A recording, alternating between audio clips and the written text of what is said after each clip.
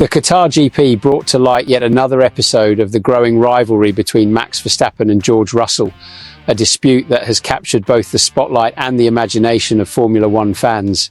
In a weekend already marked by tensions and emotions on the skin, the two drivers starred in another controversial chapter, rekindling the flame of a troubled relationship that dates back to Azerbaijan in 2023. It all started in qualifying on Saturday when Verstappen lost pole position after a controversial penalty, the result of accusations that he drove unnecessarily slow during a decisive lap. The beneficiary?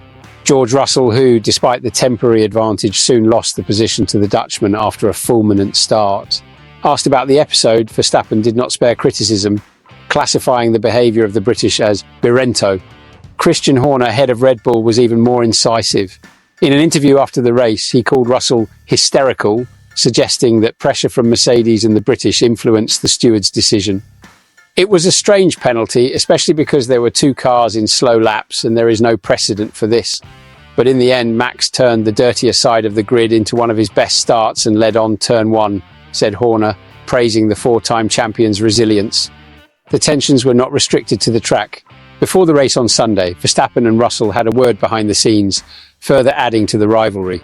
Horner, when asked about the impact of these animosities on his driver's performance, showed confidence in the Dutchman's ability to channel frustration to seek victory.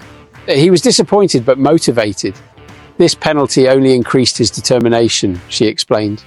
Verstappen, in turn, has been increasingly vocal about what he considers a biased approach of the commissioners towards British drivers. Throughout the season, the Dutchman has suggested that certain decisions may be linked to an alleged bias in the paddock. Horner, commenting on these accusations, preferred to soften, "I don't think it's prejudice, but an unnecessary hysteria from George this weekend. Maybe it was a bit of scene play." The Verstappen versus Russell duel, however, is far from over.